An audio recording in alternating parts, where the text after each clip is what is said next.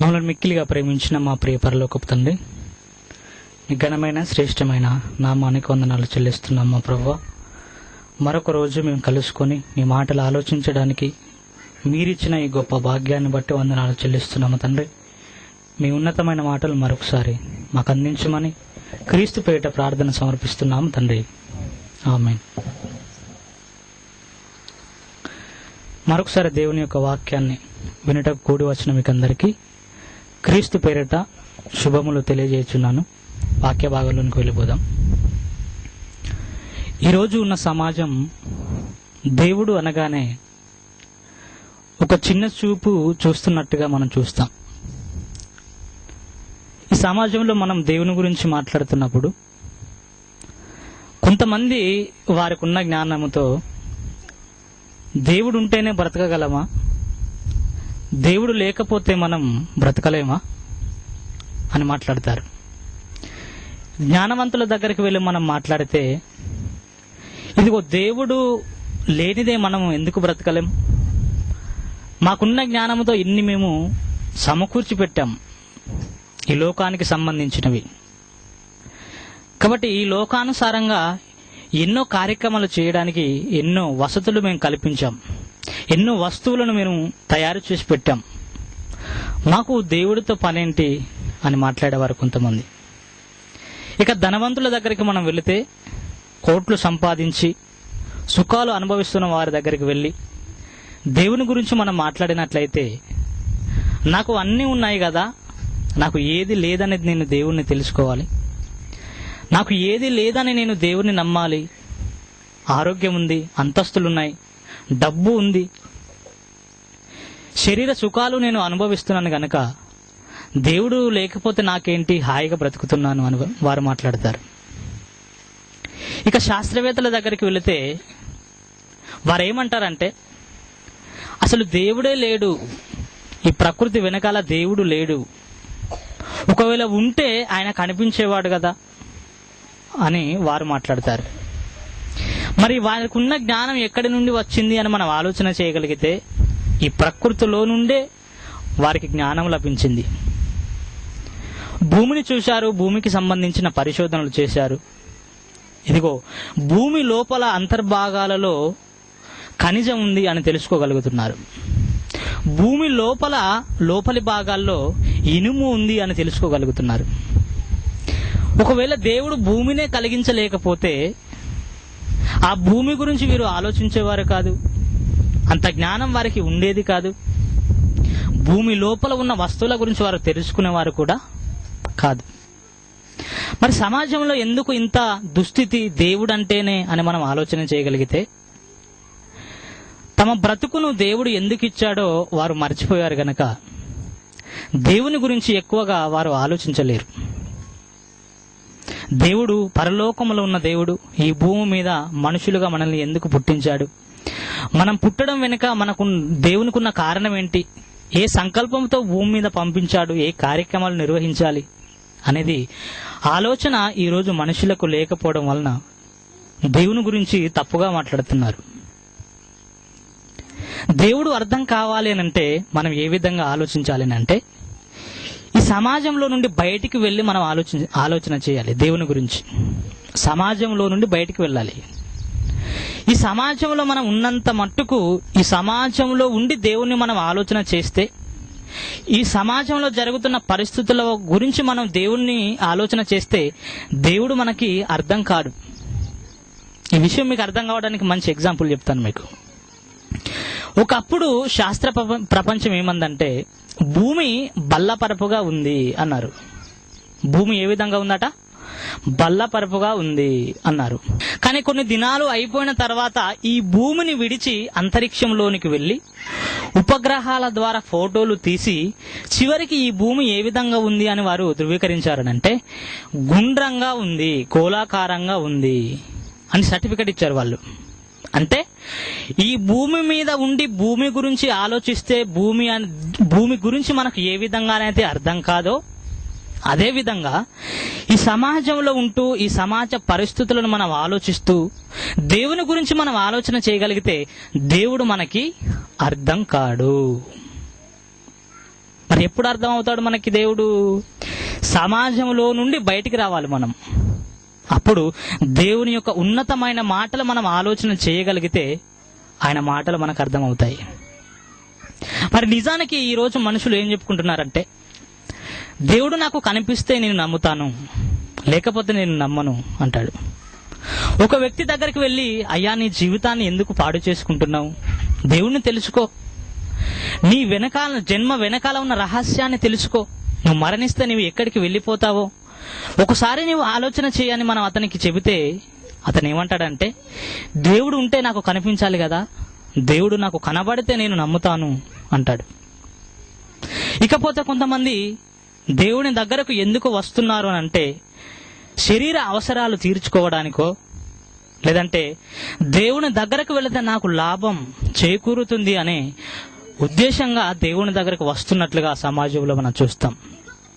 ఇక దేవుడు అనగానే ఈ సమాజానికి ఏ విధంగా అర్థమైపోయాడు దేవుడు అని అంటే, అవసరాలకే దేవుడు అన్నట్టుగా ఒక్కొక్కరు ఒక్కొక్క దేవుణ్ణి వెతికి పెట్టుకున్నారు.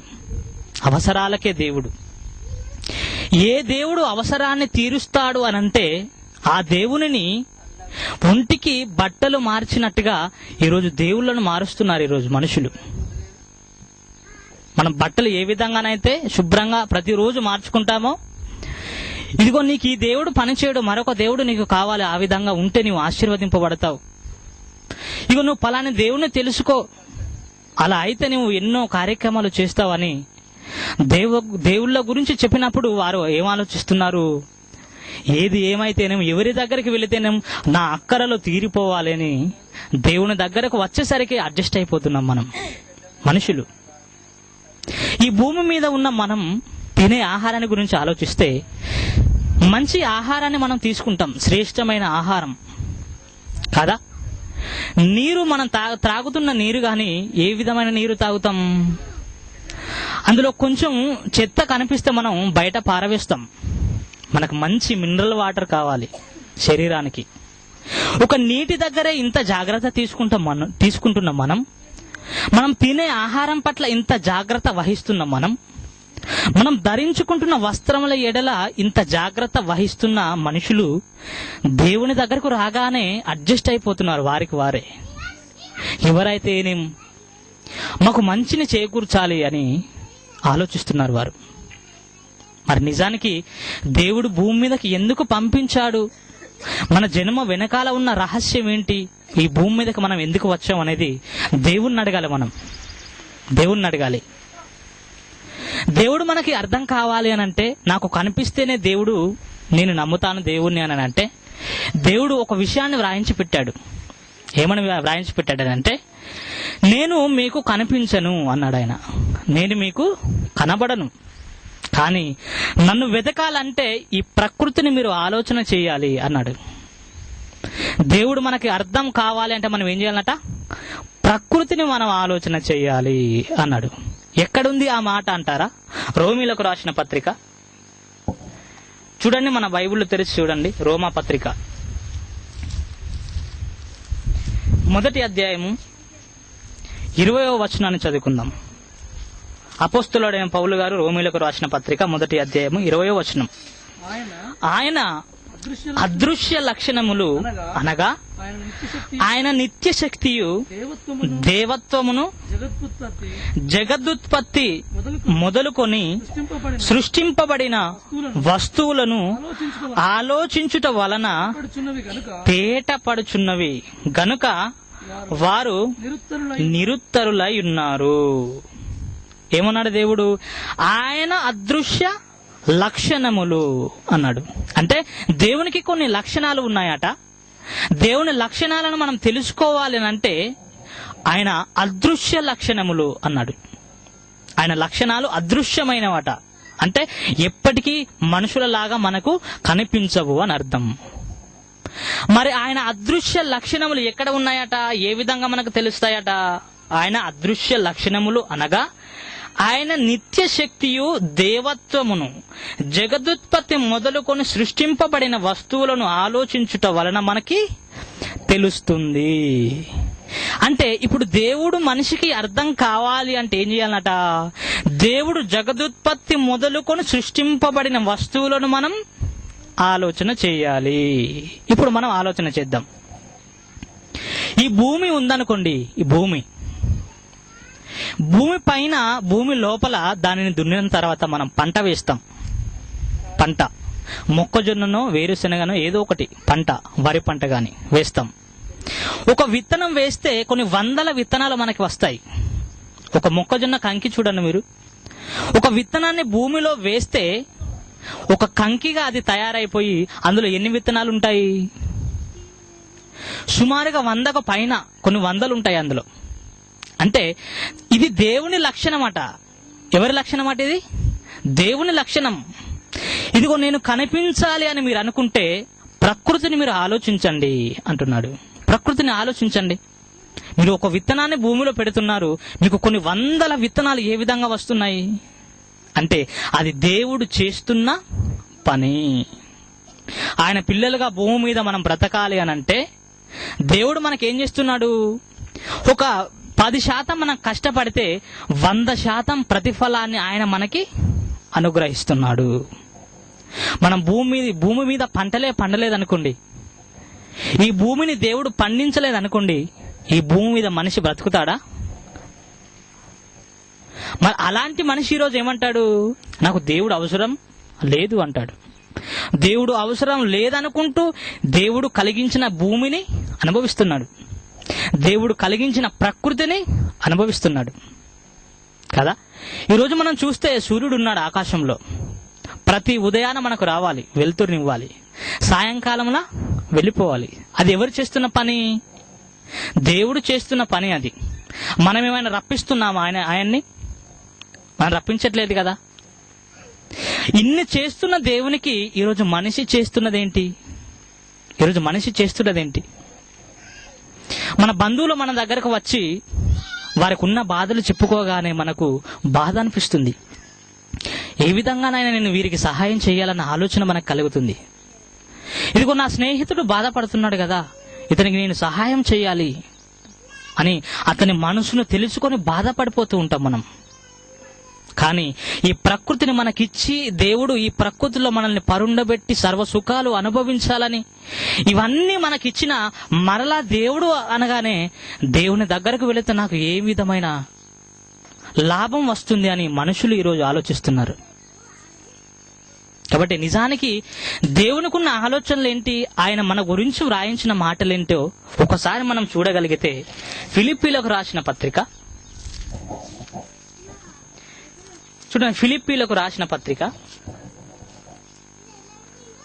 2వ అధ్యాయము 21వ వచనాన్ని చూడండి. దేవుడు మన గురించి వ్రాయించిన మాట, అందరూ తమ సొంత కార్యక్రమములనే చూసుకొనుచున్నారు గాని యేసుక్రీస్తు కార్యములను చూడరు. ఏమంటున్నాడు దేవుడు? అందరూ అంటే ఈ భూమి మీద పుట్టిన ప్రతి మనిషి ఎవరి కార్యక్రమాలు చేసుకుంటున్నాడట? తమ సొంత కార్యక్రమాలనే చేసుకుంటున్నాడు గాని దేవుని కార్యక్రమాలను ఎన్నడూ కూడా చెయ్యడు అన్నాడు. అంటే దేవుని కార్యక్రమాలు ఉన్నాయా? ఉన్నాయి. దేవుని కార్యక్రమాలు భూమి మీద పుట్టిన మనుషులు చేయాలా? అవును, చెయ్యాలి. అందుకే వ్రాయిస్తున్నాడు ఆయన. అందరూ తమ సొంత కార్యక్రమాలనే చూసుకుంటున్నారు కానీ దేవుని కార్యక్రమాలను ఎవరు కూడా చూడట్లేదట. ఉదయం లేవగానే మనం ఏం చేస్తాం? మన పని ప్రారంభమైపోతుంది. ఉదయం లేవగానే సాయంత్రం కాగానే ఏమైపోతుంది? ముగిస్తుంది. రాత్రి హాయిగా పడుకుంటాం మనం. మరలా ఉదయం లేవగానే మరలా మన పనులు ప్రారంభం. ప్రతిరోజు దేవుని కోసం మనం ఎంత సమయాన్ని కేటాయిస్తున్నాం? ప్రతిరోజు దేవుడు ప్రకృతిలో ఇన్ని ఇచ్చిన నీరు గాని, ఆహారం గాని, గాలి గాని, ఈ పంచభూతాలను అనుభవించాలని దేవుడు మనకు ఉచితంగా ప్రసాదిస్తే ఆయన కోసం మనం ఆలోచించలేక మన సొంత కార్యక్రమాలే చూసుకుంటున్నాము కానీ దేవుని కార్యక్రమాలను చూడట్లేదు అని దేవుడు బాధపడుతున్నాడు. అంటే దేవుని కార్యక్రమాలు ఉన్నాయా? ఒకవేళ ఉంటే ఆయన కార్యక్రమాలేంటి? దేవుని కార్యక్రమాలేంటి? ఈ రోజున్న క్రైస్తవం ఏ విధమైన బోధలకు అలవాటు పడిందంటే, దేవుని దగ్గరకు వెళ్ళగానే దేవుడు ఏదో ఇచ్చేయాలి, వీరికి దేవుడు ఏదో ఇచ్చేయాలి. ప్రతి వారం మనం గుడికి వెళ్ళిపోతాం. ప్రతి వారం అక్కడ 1-2 గంటలు దేవుని సన్నిధిలో ఉంటాం. మనం ఆలయంలో గడుపుతాం. అక్కడ ఏం ఆలోచిస్తాం మనం?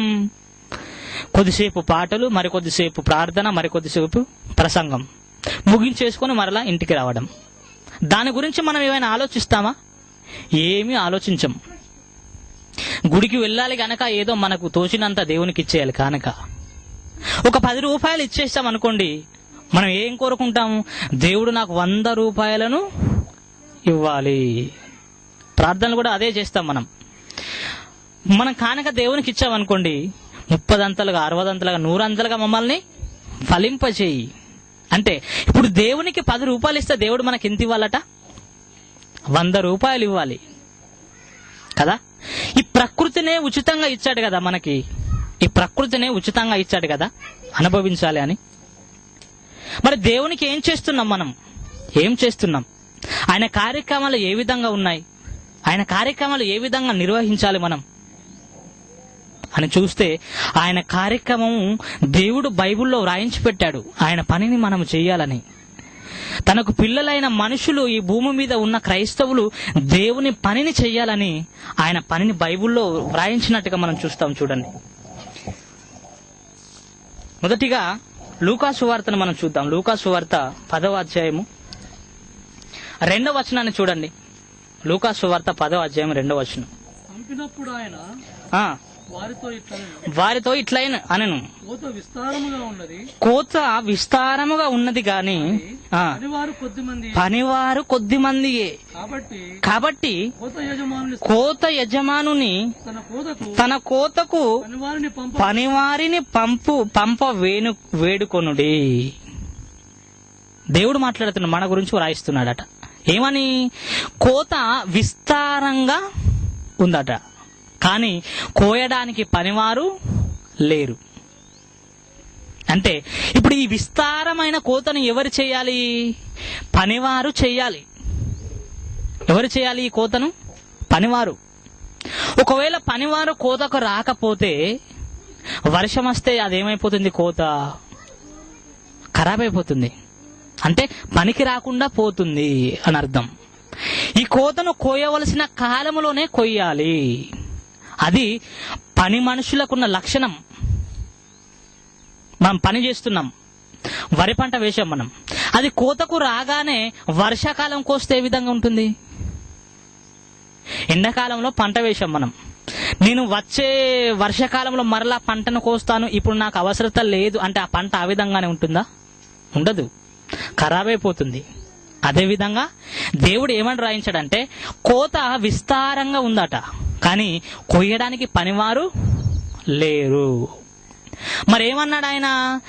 తన కోతకు పనివారిని పంపమని వేడుకొనుడి. తన కోతకు అంటున్నాడు. అంటే దేవునికి కోత ఉందా?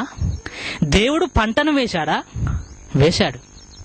ఏంటా పంట అని మనం ఆలోచన చేయగలిగితే, ఈ భూమి మీద ఉన్న ప్రతి మనిషిని దేవుడు ఏం చేశాడు?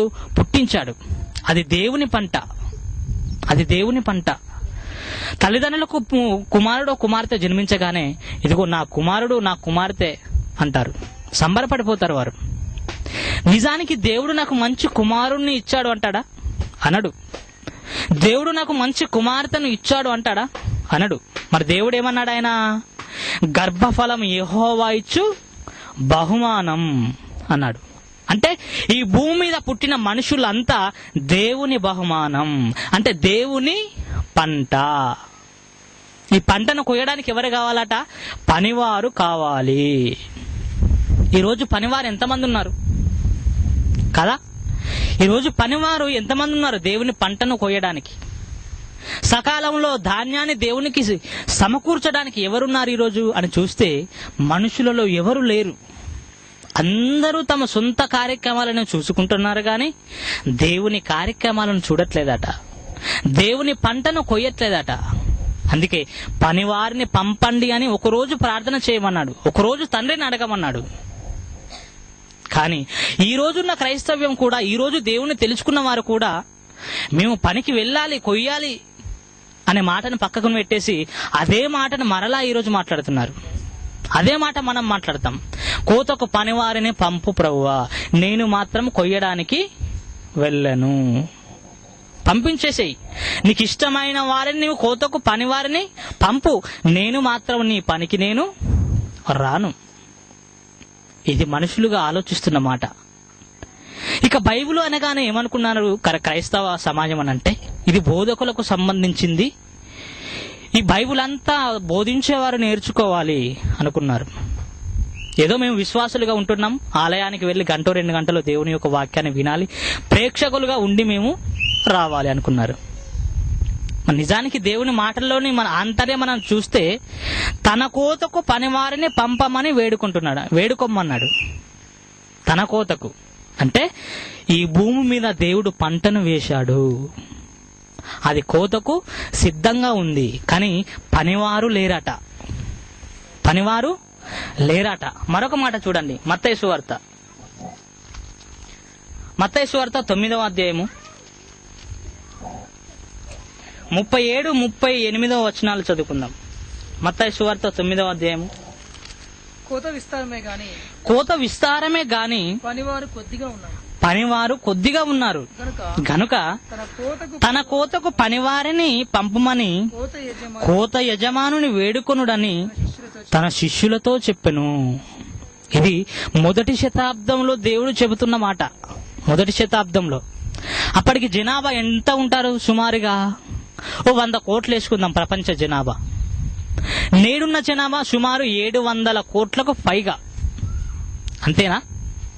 యేసుక్రీస్తు వారు ఉన్న కాలంలోనే కోత విస్తారంగా ఉందట, కానీ పనివారు లేరట, కొద్ది మందే ఉన్నారట. కోత యజమానుని పనివారిని పంపమని వేడుకొనుడి అన్నాడు. 12 మందే ఉన్నారు అప్పుడు కోత కోయడానికి. అప్పటికే కోత విస్తారంగా ఉండిపోయింది. ఇప్పుడేమైంది? ఇంకా విస్తారం అయిపోయింది, ఇంకా విస్తారం. క్రైస్తవులుగా ఈరోజు మనం ఆలోచిస్తే క్రైస్తవులుగా లేరు. ఈరోజు దేవుని నమ్ముకున్నవారు దేవుని నమ్ముకున్నవారుగా లేరు. వీరిని బట్టి మనం బయటి వారి గురించి మనం ఆలోచన చేస్తే, దేవుని నమ్ముకున్నవారు దేవుని కోసం ఏదైనా చేయాలి కదా. ఈరోజు దేవుని మాటలు నేను నేర్చుకోవాలనే ఆశ ఎంతమందిలో ఉంది? లేదు. కాబట్టి తన కోతకు పనివారినే పంపమంటున్నాడు. ఆ పనివారు ఎవరో తెలుసా? మనమే. ఆ పనివారు ఎవరు? మనమే. కోత విస్తారంగా ఉంది. ప్రతి గ్రామంలో దేవుని కోసం బ్రతకని వారు ఉన్నారు, దేవుని మాటలు తెలియని వారు ఉన్నారు. వారికి ఏం చేయాలి? మనం దేవుని వాక్యాన్ని ప్రకటించాలి. ప్రకటించడమే మన బాధ్యత. అంతే, ప్రకటించడం మన బాధ్యత. ఒకవేళ విని జీవితాన్ని మార్చుకొని దేవుని వైపు తిరిగితే రక్షింపబడతారు, లేదంటే పాతాళ గుండానికి వారు వెళ్ళిపోతారు. కానీ ఈరోజు ప్రకటించేవారు లేరు, దేవుని వాక్యాన్ని ఉన్నది ఉన్నట్టుగా చెప్పేవారు లేరు. ఉన్న కొద్ది మాటలను ప్రతి వారం ఏదో చెప్పాలి గనక ఏదో సిద్ధపడి తనకు అనుకూలమైన మాటలను చెప్పి క్రైస్తవ సమాజానికి ఈరోజు దేవుని మాటలు బోధించకుండా తన సొంత ఆలోచనలు చెప్పి ఈరోజు దేవుని కార్యక్రమాలను జరగకుండా చేస్తున్నారు. మరి దేవుని పనికి ఎవరు రావాలి? దేవుని తెలుసుకున్నవారే రావాలి. దేవుని తెలుసుకున్నవారే. ఒక 10 మందిగా మనం కోతకు బయలుదేరితే మనతో పాటు ఇంకో 10 మంది వస్తారు. మనతో పాటు వస్తారు వారు. మనమే బయలుదేరకుండా ఇంట్లో ఉన్నాం అనుకోండి, ఎవ్వరూ రారు. ఆ పంటను మనం కొయ్యలేం. కాబట్టి దేవుని పనికి పని మనుషులు కావాలి. ఎవరు కావాలి? పని మనుషులు. మరి దేవుడు ఏం పనిలో ఉన్నాడు? దేవుని యొక్క పనిని మనం ఏ విధంగా చేయాలి? ఈ పని కోసం మరొక మాట దేవుడు ఏమని వ్రాయించాడో బైబిల్లో మనం చూద్దాం. కొరింథీయులకు రాసిన మొదటి పత్రిక 3వ అధ్యాయము 9వ వచనాన్ని చూడండి.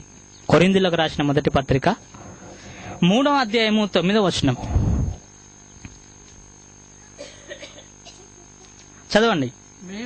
మేము దేవుని జత పని వారమై ఉన్నాము, మీరు దేవుని వ్యవసాయమును దేవుని గృహమునై ఉన్నారు. ఇక్కడ దేవుడు మన గురించి వ్రాస్తున్న మాటని అపోస్తలుడైన పౌలు గారు మాట్లాడుతూ కొరింథీయులకు ఒక పత్రికను వ్రాస్తూ ఏమంటున్నాడు? మేము దేవుని జత పనివారమై ఉన్నాము, మీరు దేవుని వ్యవసాయకులు. అంటే మనము కూడా ఈ పనిలో వ్యవసాయం చెయ్యాలి. అంతేనా? దేవుని జత పనివారం అన్నాడేంటి? దేవుని జత పనివారం అని అంటే దేవుడు కూడా పని చేస్తున్నాడా? అంతే కదా. మేము దేవుని జత పనివారమై ఉన్నాము అని అంటే దేవుడు కూడా పని చేస్తున్నట్టుగా కనబడుతుంది మనకి ఈ మాటల్లో కదా. మనం దేవుని గురించి ఏమని ఆలోచిస్తాం? దేవునికి ఏమి పని పాటలు ఏమీ లేవు, మనం ప్రార్థన చేయగానే విని ప్రతిఫలాన్ని ఇచ్చేయాలి ఆయన మనకి. అది మన ఆలోచన. కానీ మేము దేవుని జత పనివారమై ఉన్నాము అని అంటే దేవుడు కూడా పని చేస్తున్నాడా? దేవుడు పని చేస్తున్నాడా? దేవుడు పని చేస్తున్నాడా లేదా అనేది బైబిల్లో మనం చూద్దాం. దేవుడు ఏ విధంగా ఉన్నాడు అనేది. యోహాను సువార్త 5వ అధ్యాయం 17వ వచనాన్ని చదవండి. యోహాను సువార్త 5వ అధ్యాయం 17వ వచనం.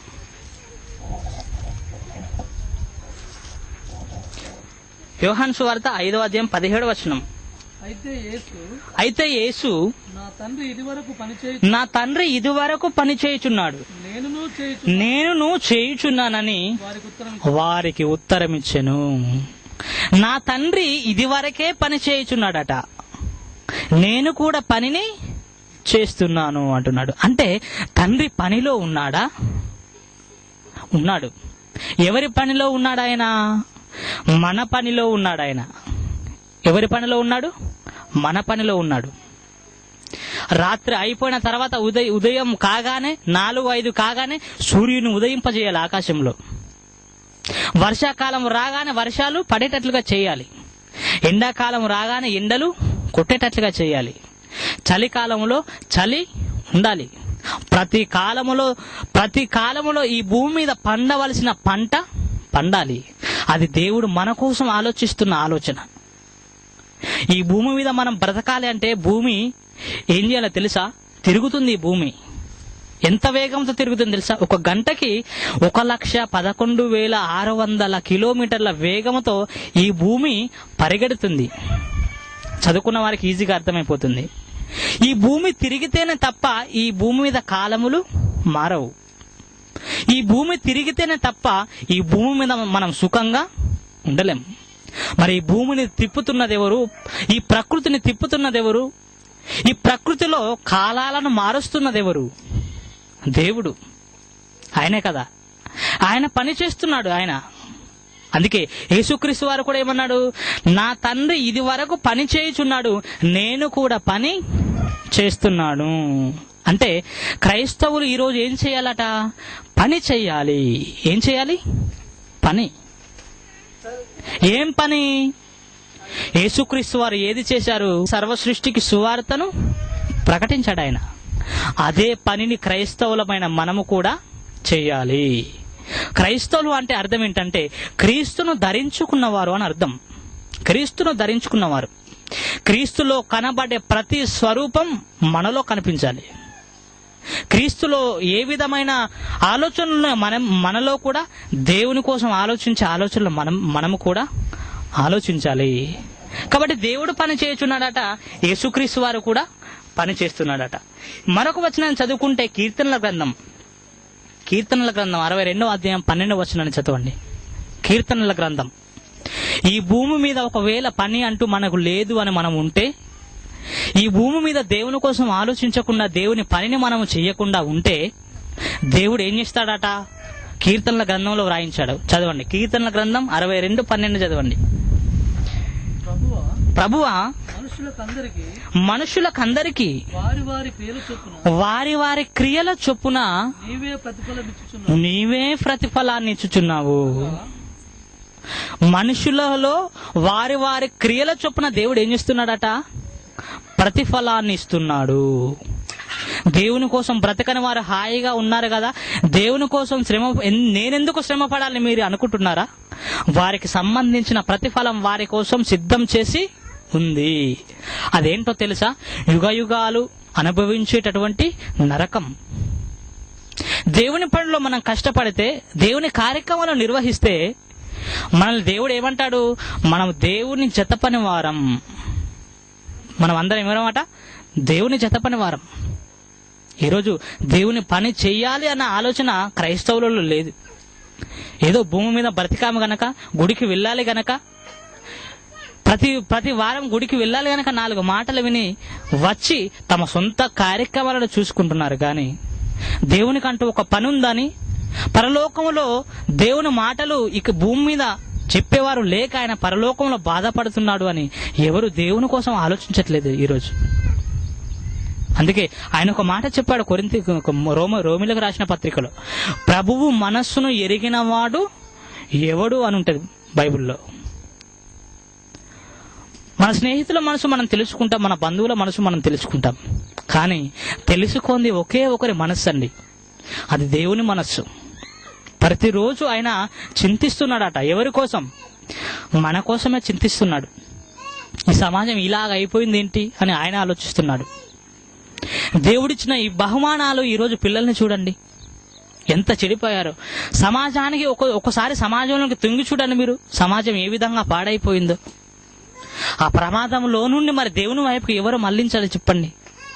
దేవునికి పిల్లలము, దేవునికి క్రైస్తవులము, ఆయన నమ్మామని చెప్పుకుంటున్న మనమే దేవుని పని చేయలేకపోతే, వాక్యాన్ని సమాజానికి ప్రకటించలేకపోతే ఆయన పనిని ఎవరు చేయాలి చెప్పండి? మనమే చేయాలి. అందుకే ఈరోజు మనం కార్యక్రమాన్ని నిర్వహించుకున్నాం.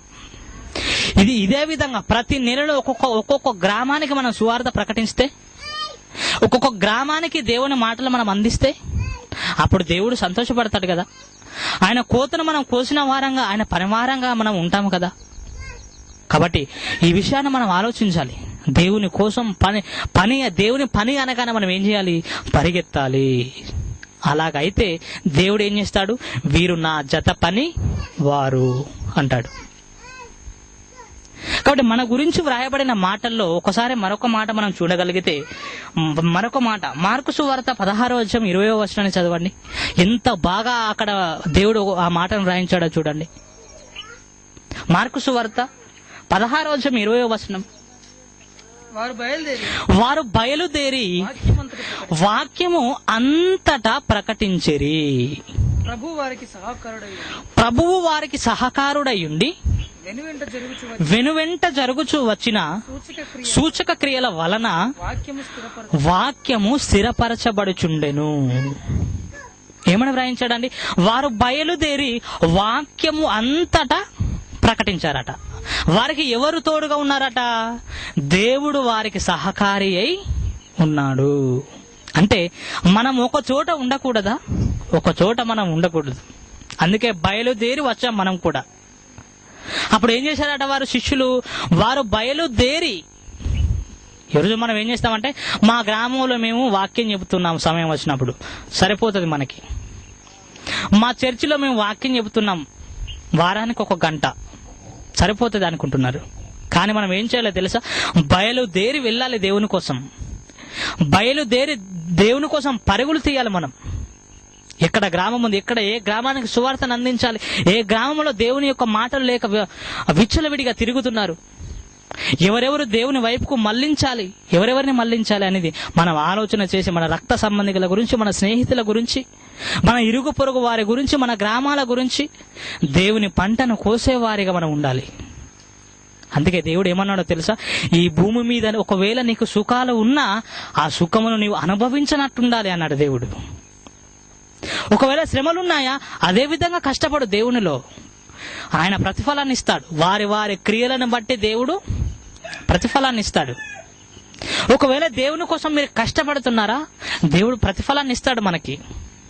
ఒకవేళ దేవునిలో ఉంటూ కూడా మీకు మీరు సుఖాలు అనుభవిస్తున్నారా, అయితే సుఖాలు మీరు అనుభవించనట్టుగా ఉండాలి అన్నాడు దేవుడు. చూడండి అన్నమాట. కొరింథీయులకు రాసిన మొదటి పత్రిక 7వ అధ్యాయము. కొరింథీయులకు రాసిన మొదటి పత్రిక 7వ అధ్యాయము 31వ వచనాన్ని చదవండి. 31. కొరింథీయులకు రాసిన మొదటి పత్రిక 7వ అధ్యాయం 31వ వచనం.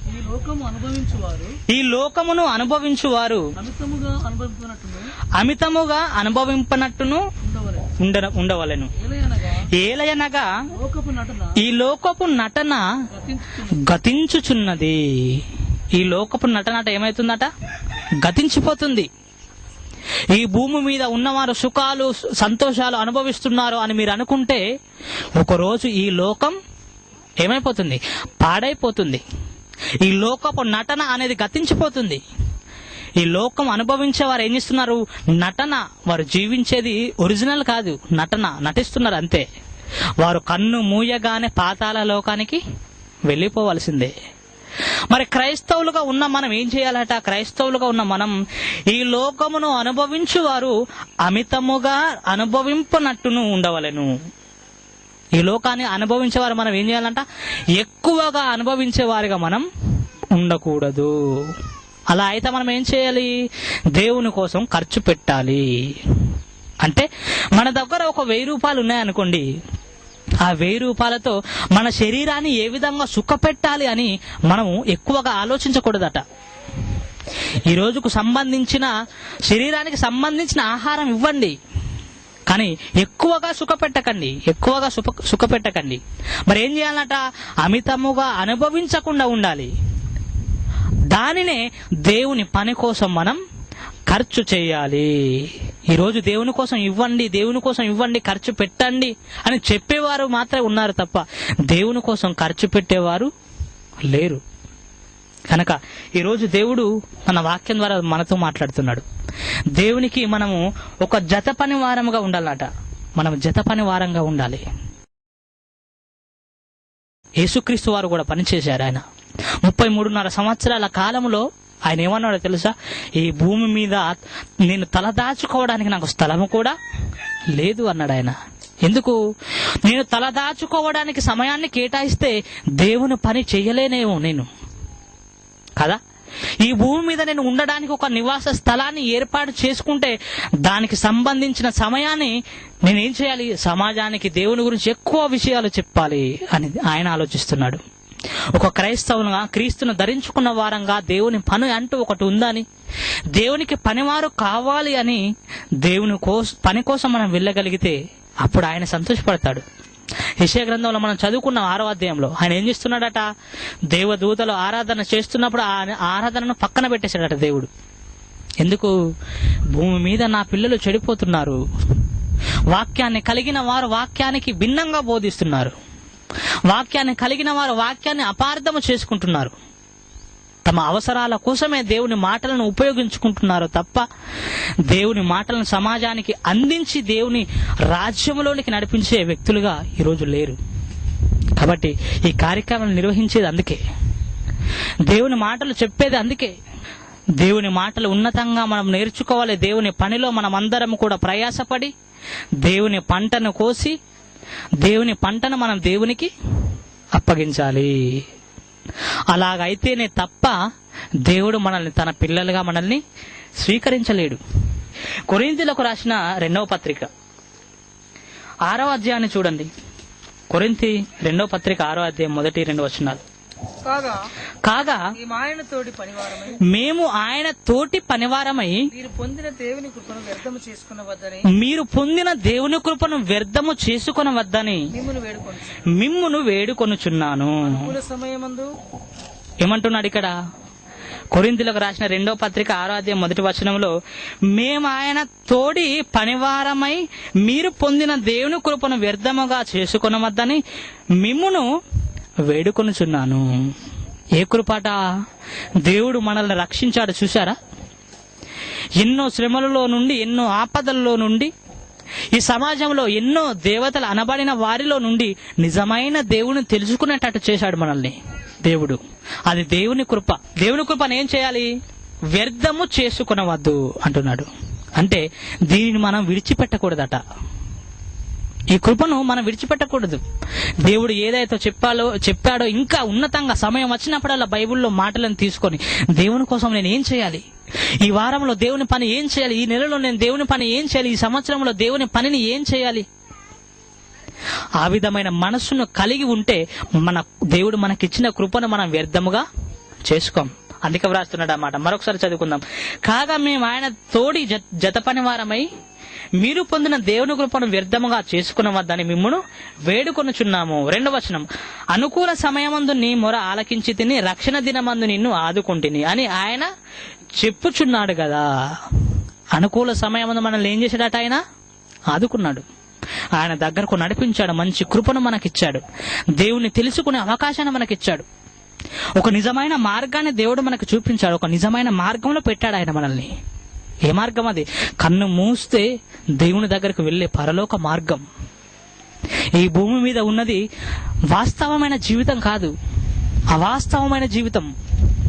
ఈ భూమి మీద మనం బ్రతుకుతున్నది 60-70 సంవత్సరాలు మాత్రమే. కానీ మరణిస్తే యుగ యుగాలు దేవునిలో మనం ఉంటాం, దేవుని దగ్గర మనం ఉంటాం. కాబట్టి మనం పరలోకాన్ని పొందుకోవాలి అంటే, పరలోకంలో దేవుడు మనల్ని పరలోకానికి ఆహ్వానించాలి అని అంటే, దేవుని పనిని మనం ఈ భూమి మీద చేయాలి. ఆయన పని కోత విస్తారంగా ఉంది. పనివారు కావాలి అని ఒకరోజు ప్రార్థన చేయమన్నాడు. ఈరోజు మనం ప్రార్థన చేయడం కాదు, పనికి బయలుదేరాలి మనం.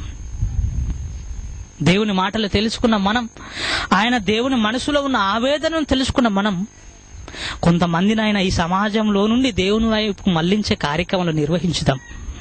దేవుని సంతోషపెట్టే వాక్యాన్ని ప్రకటించుదాం. అలాగైతేనే తప్ప మన ఎడల దేవుడు సంతోషించడు. సమాజానికి సువార్తను అందించేది అది దేవుని పని. ప్రతిరోజు బైబిల్ చదవండి, సమయం ఉన్నప్పుడు దేవుని మాటలు ఆలోచించండి. మీకు ఎక్కడ అవకాశం వస్తే అక్కడ ఇక్కడ కూడికలు పెట్టి దేవుని వాక్యాన్ని ప్రకటించాలని మీకున్న ఉద్దేశాలు మాకు తెలియజేయండి. అందరం కలిసి పరుగులు తీద్దాం దేవుని ఒక వాక్యాన్ని ప్రకటించడానికి. మనం అందరం కూడా సహకరించి, దేవుని పనిలో సహకరించి ఇంకా ఉన్నతంగా దేవుని కార్యక్రమాలు నిర్వహించుదాం. అలాగైతేనే తప్ప ఈ కోతను మనం కోయలేము. ఈరోజు ఎవరికి వస్తున్నారు సరైన విధంగా? బైబిల్లో ఉన్నది ఉన్నట్టుగా ఎవరు బోధిస్తున్నారు చెప్పండి? కాబట్టి సరి అయిన విధంగా మనము కోత కొయ్యాలి అని అంటే ఉన్నతమైన దేవుని మాటలను మనం ఆలోచించాలి. కాబట్టి ఈ నెలలో ఈ రోజు కూడుకున్న మీరు దేవుని మాటల వైపే మీరు ఆలోచించండి. దేవుని పని కోసం మీరు ఆలోచించండి. దేవుని పని కోసం మనం ఆలోచిస్తే ఆయన మన పని కోసం ఆలోచిస్తాడు. దేవుని కోసం మనం ఆలోచిస్తే ఆయన మన కోసం ఆలోచిస్తాడు. కాబట్టి దేవుని కార్యక్రమాలను నిర్వహించడానికి ఆలోచించండి. కోత విస్తారంగా ఉంది. పనివారుగా బయలుదేరి ఈ కోతను మనం ఏం చేయాలి? కోసేయాలి. అప్పుడు కానీ దేవుడు మన ఎడల సంతోషపడడు. దేవుని మాటలు విన్న మీరు, దేవుని ఆవేదన తెలుసుకున్న మీరు, దేవుని మనసులను తెలుసుకున్న మీరు, దేవుని కోసం ఆలోచించి ఆయన కార్యక్రమాలు మీరందరూ కూడా నిర్వహించాలి. అలా మీరందరూ కూడా ఉండి దేవునికి దగ్గరగా రావాలి అని కోరుకుంటూ ఈ మాటలు ముగిస్తున్నాను. ప్రార్థన చేసుకుని ముగించుకుందాం. తలలో వంచండి. దయగలిగిన మా కన్న తండ్రి, మరొక రోజు మా ప్రభువా మీ ఉన్నతమైన మాటలు ఆలోచించడానికి కృపను చూపారు తండ్రి. ఈ గ్రామంలో సువార్త ప్రకటించాలని, మీ పిల్లలుగా మేము కూడుకోవాలి, అలా కూడుకొని మీ మాటలు ఆలోచించాలని, కోతకు పనివారు లేరు అని, పనివారు కావాలి అని మీరు మాట్లాడిన ఆవేదనను, మీ మాటల్లో ఉన్న ఆంతర్యాన్ని తెలుసుకున్నాము తండ్రి. క్రైస్తవులుగా మీకు పిల్లలుగా ఉన్న మేము తండ్రి, మీ పని చేసేవారిగా, మీ వాక్యాన్ని ప్రకటించేవారిగా, సత్యాన్ని అనేక మందికి ప్రచురం చేసి కొంతమంది మీ వైపునకు మళ్లించేవారిగా మేమందరం సిద్ధపడినట్లుగా సహాయం చేయమని ప్రార్థిస్తున్నాము తండ్రి. ఇలాంటి కార్యక్రమాలు అనేకాలు జరగడానికి కృప చేయమని ప్రార్థిస్తాం. ఎన్ని శ్రమలైనా మేము అనుభవించి మీ పని చేసి తండ్రి మిమ్మల్ని సంతోషపెట్టే కార్యక్రమాలు నిర్వహించే భాగ్యం మాకు అనుగ్రహించమని వేడుకుంటున్నాం. ఈ కార్యక్రమానికి, ఈ కూడికకు సహకరించిన ప్రతి ఒక్కరిని పేరు పేరు వరుసన మీరు దీవించమని, పర సంబంధమైన ప్రతి ఈవులను మీరు అనుగ్రహించమని ప్రార్థిస్తూ క్రీస్తు పేరిట ప్రార్థన సమర్పిస్తున్నాము తండ్రి. ఆమేన్.